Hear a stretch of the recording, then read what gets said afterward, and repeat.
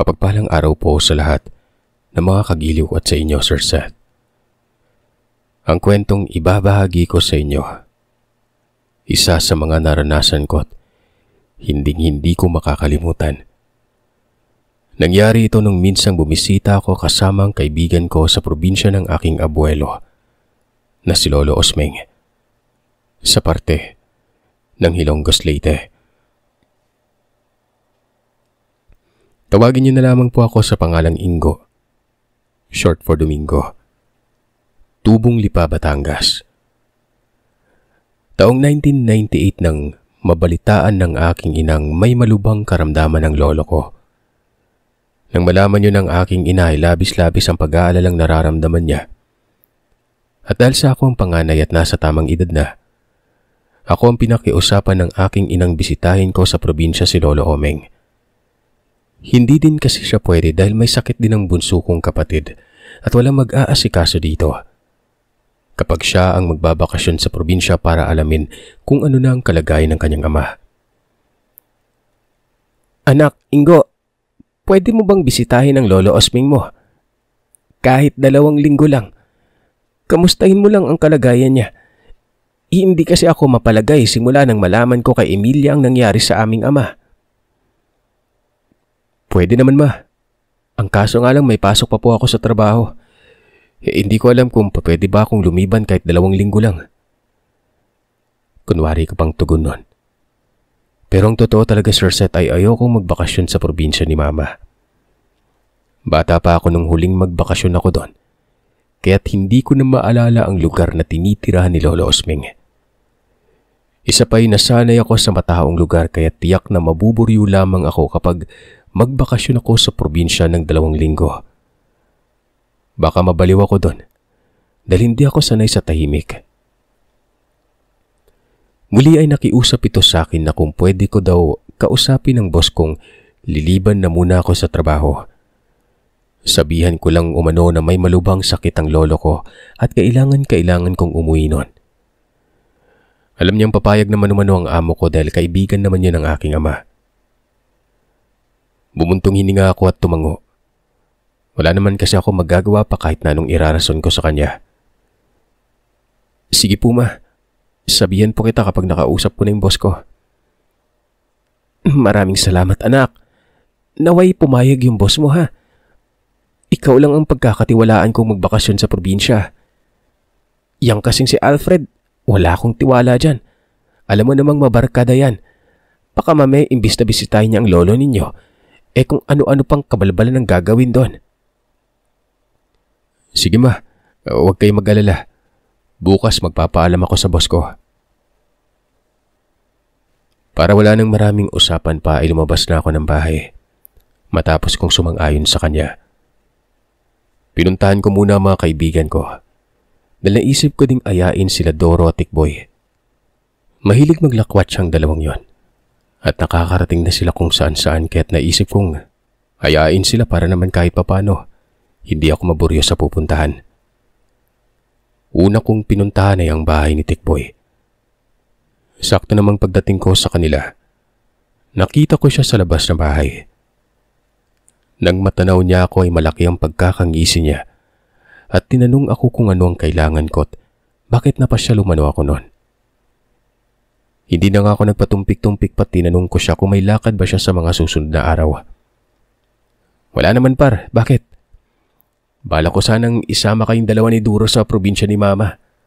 Alam ko namang mahilig kayong maglakwat siya Kaya't huwag ka nang tumanggi. Kung wala ka naman palang lakad tara na.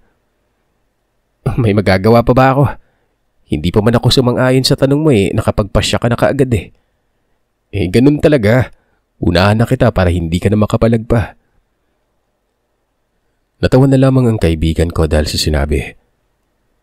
Sinabihan ko siyang samahan niya akong puntahan si Duro para kausapin itong sumamang magbakasyon sa probinsya ng abuelo ko. Pagdating namin sa bahay ni Duro ay hindi namin siya nadatnan. Ang sabi ng kanyang ina ay may pintahan lamang daw sandali ang kaibigan namin.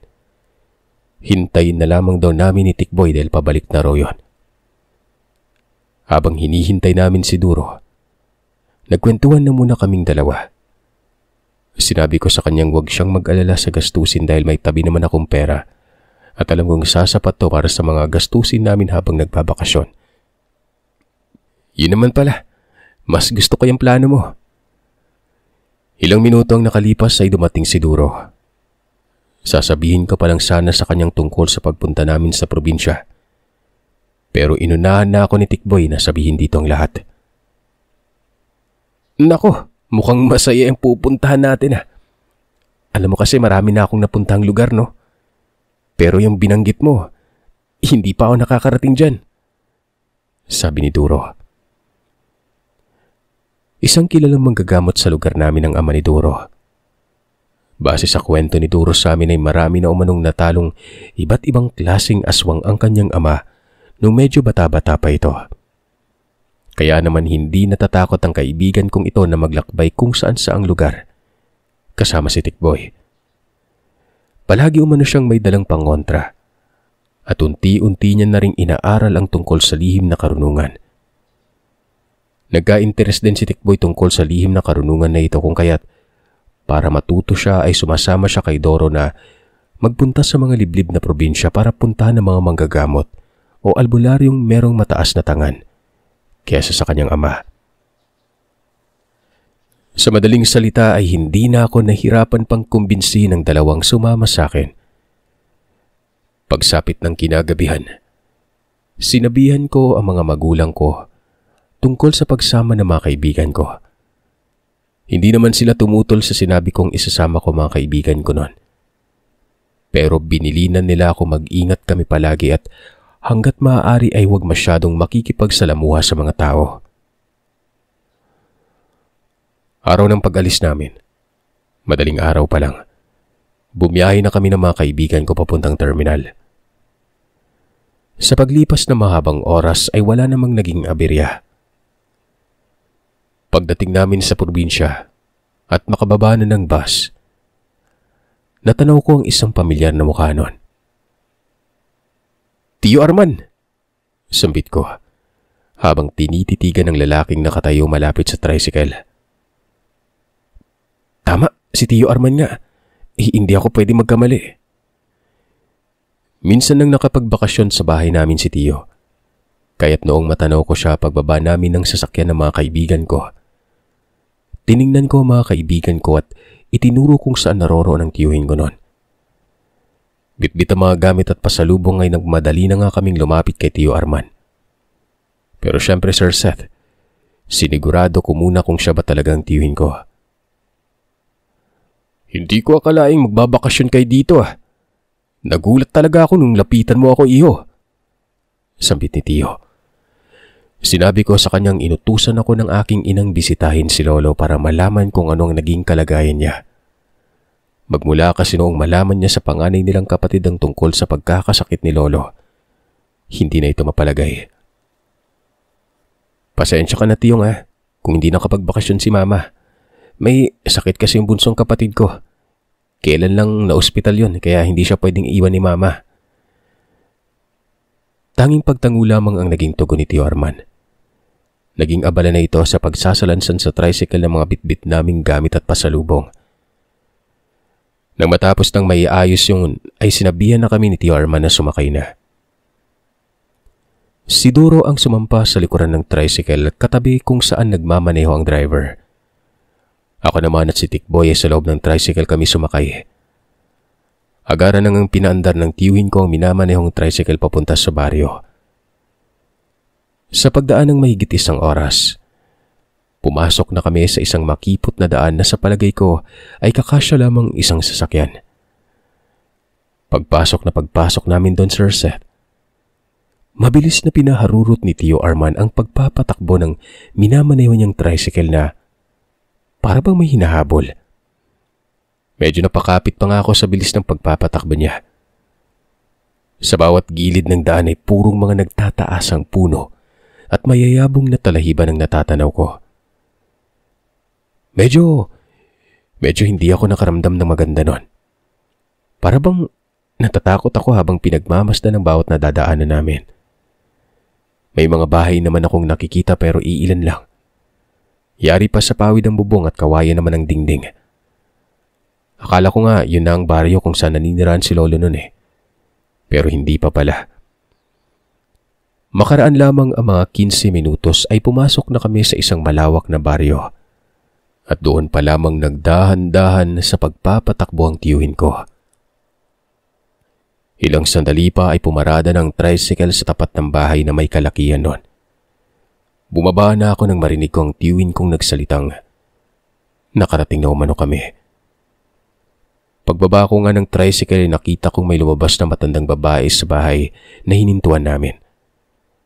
Napag-alaman kong asawa pala ni Tio Arman ang babaeng lumabas.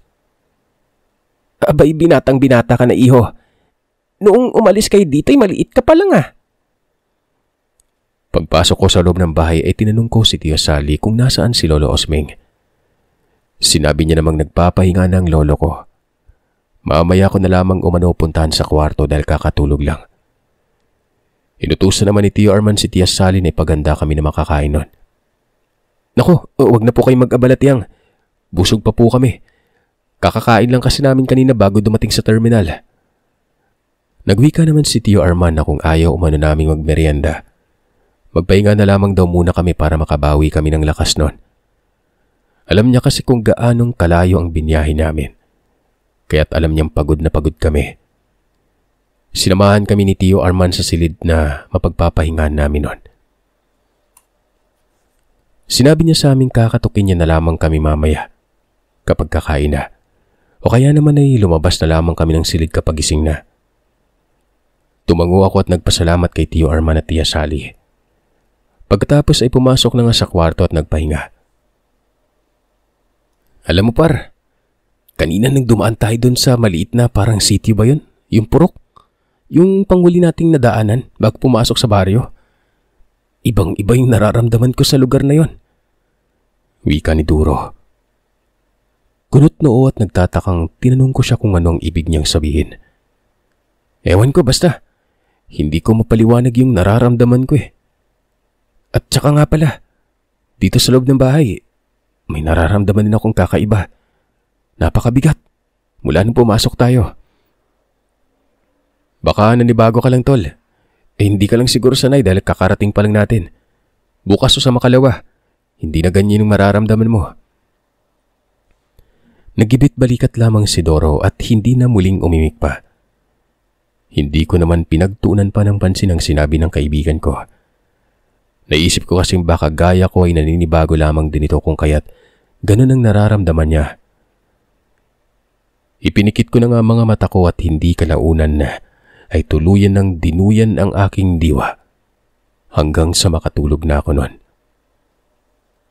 Hapon na nang magising ako. Pagdilat ko ay siyang kakagising lamang din ng dalawa kong kaibigan.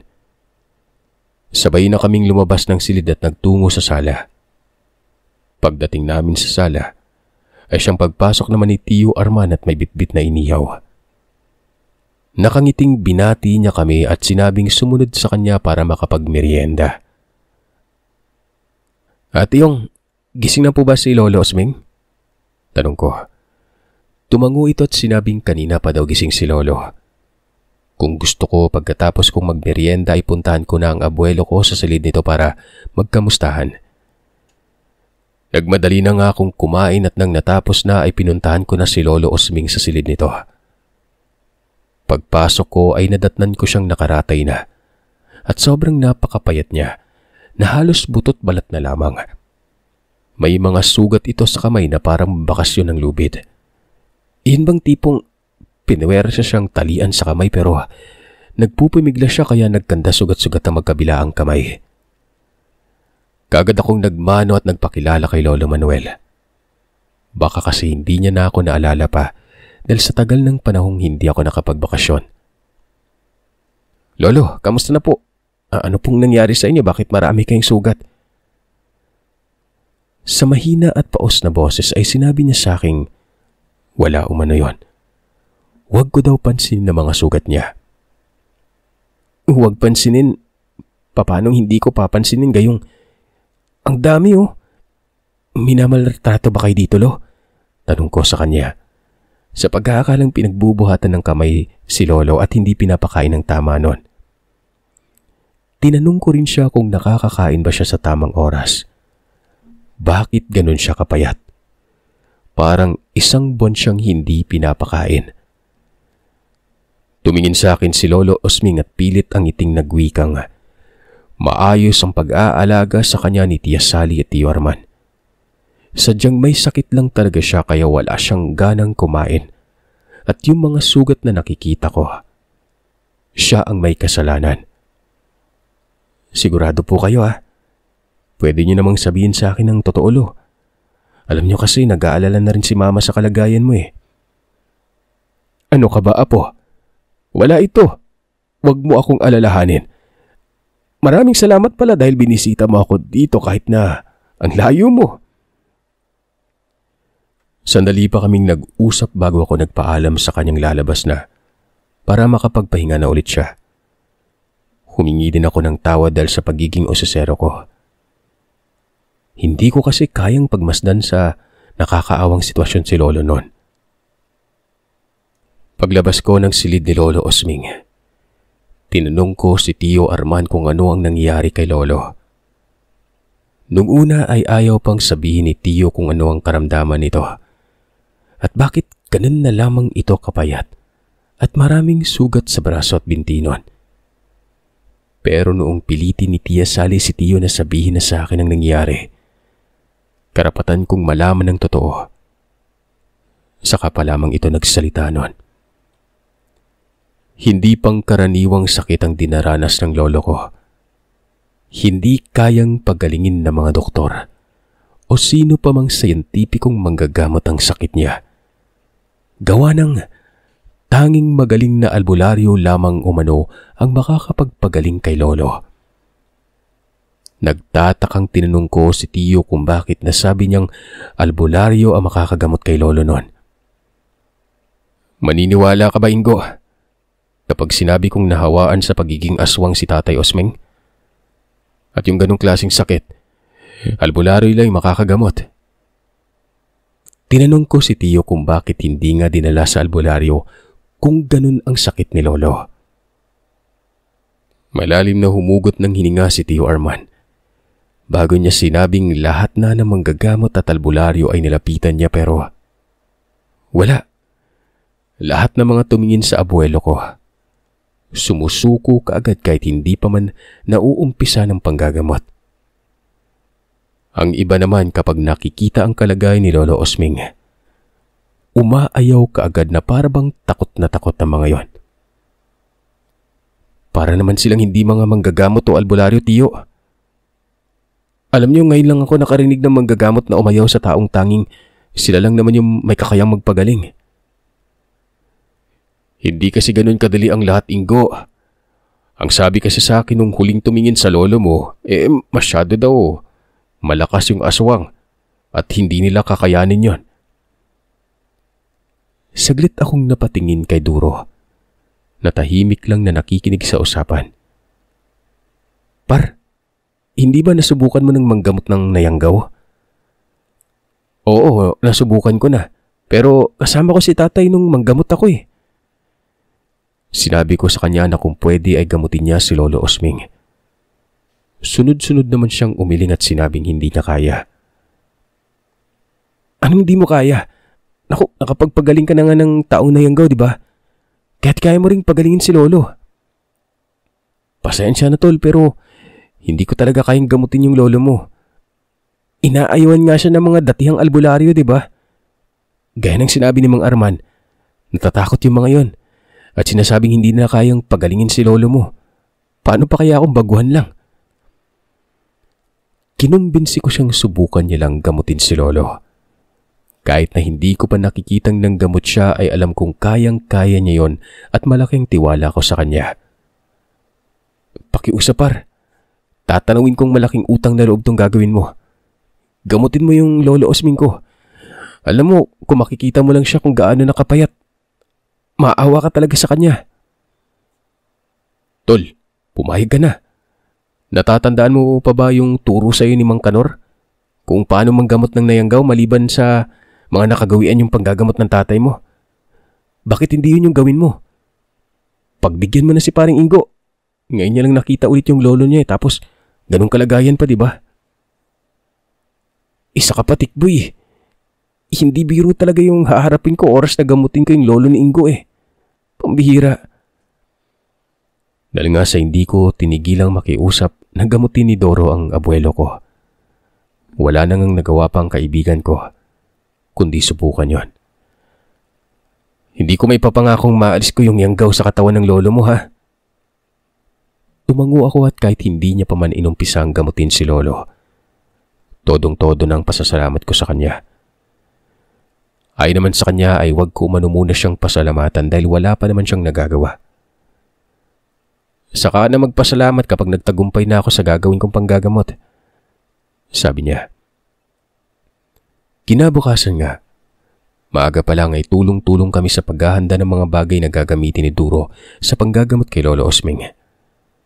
Nangako naman sa kanya si Tikboy na aalalayan siya sa gamutang gagawin.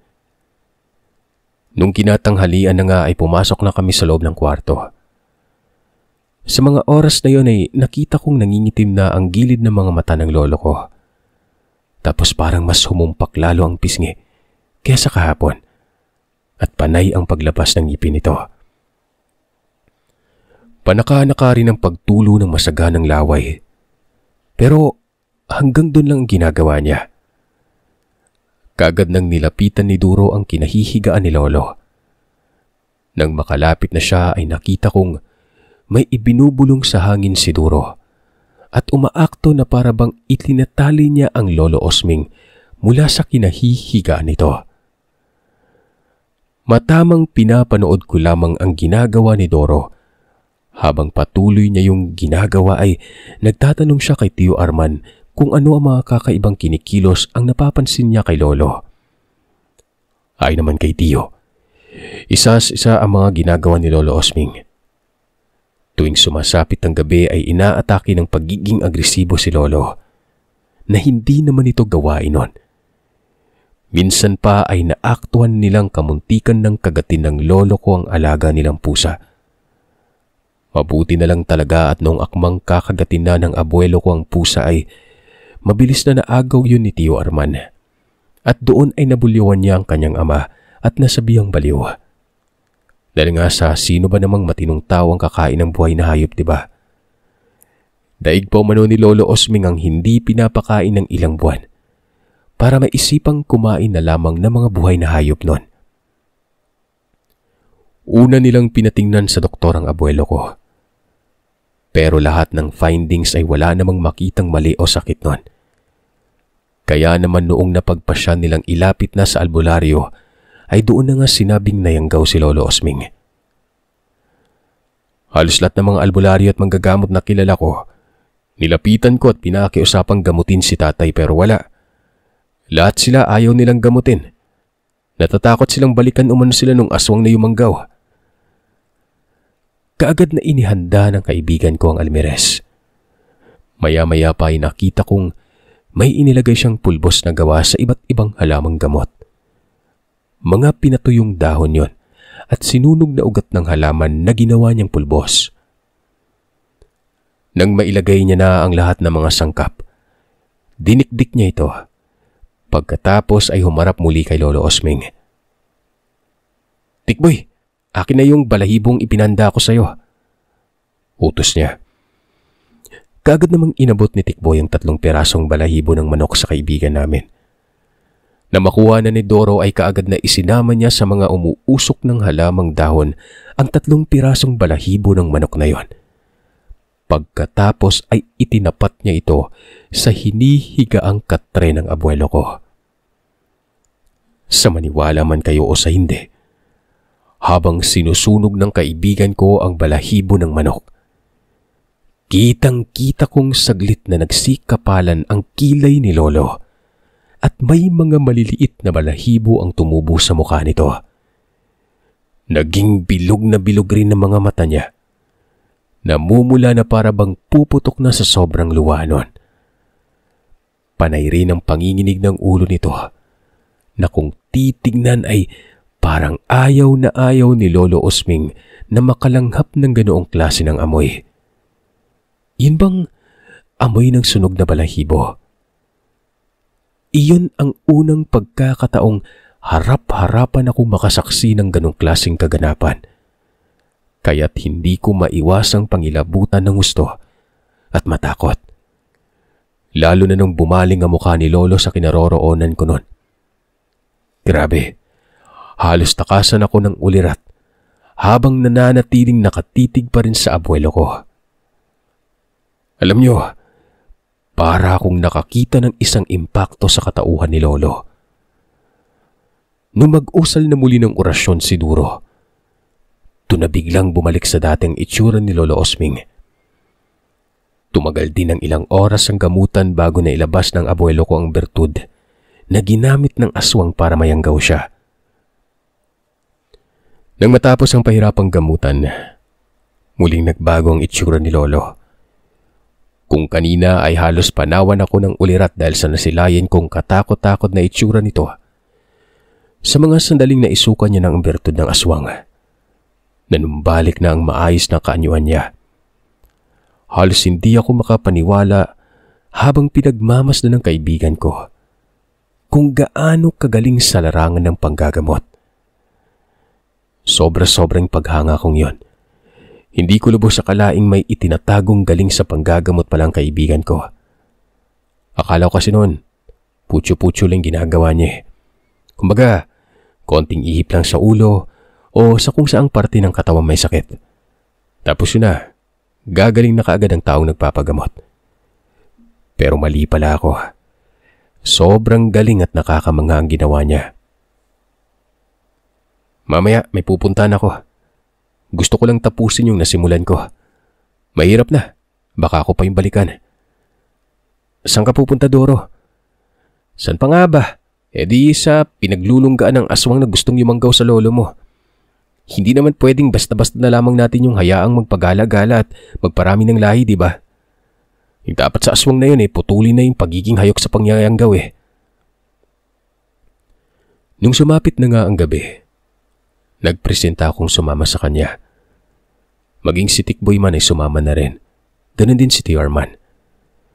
Kahit nabaguhan lamang kami sa lugar na yon ay muli na naman akong namangha at pinahanga ng kaibigan kong manggagamot.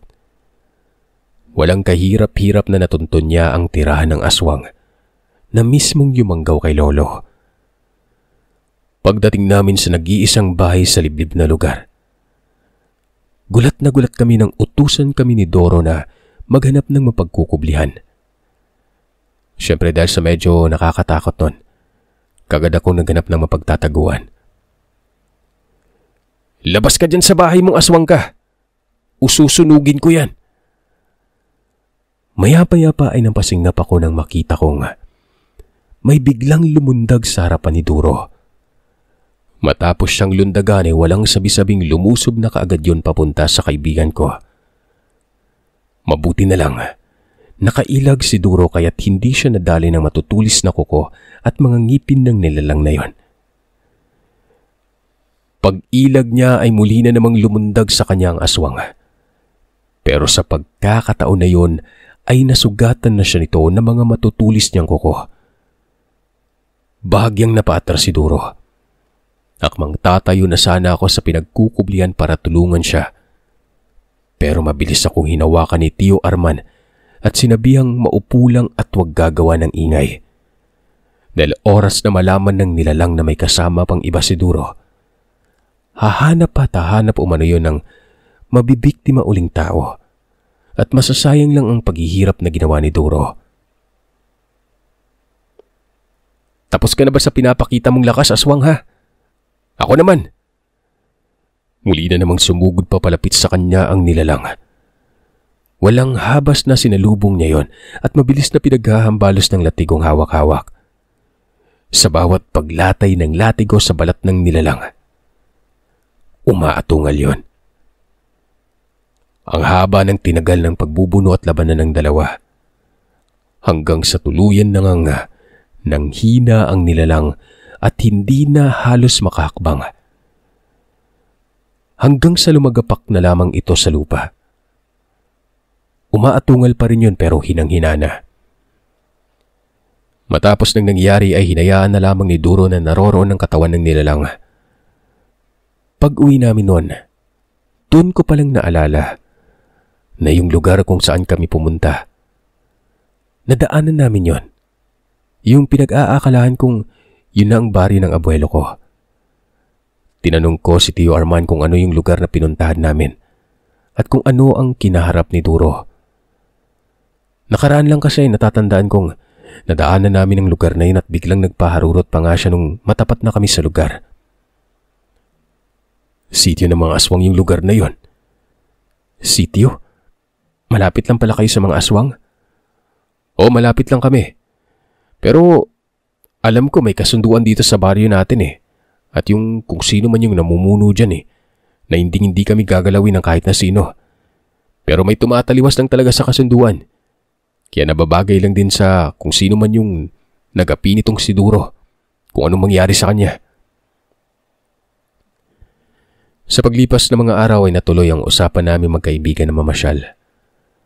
Mabuti na lang talaga at naisipan kong isama ang dalawa kong kaibigan dahil sa napakalaki ng naitulong nila sa akin. Kung hindi dahil kay Duro, baka napabilang na ang lolo ko sa listahan ng mga aswang sa sityong yon.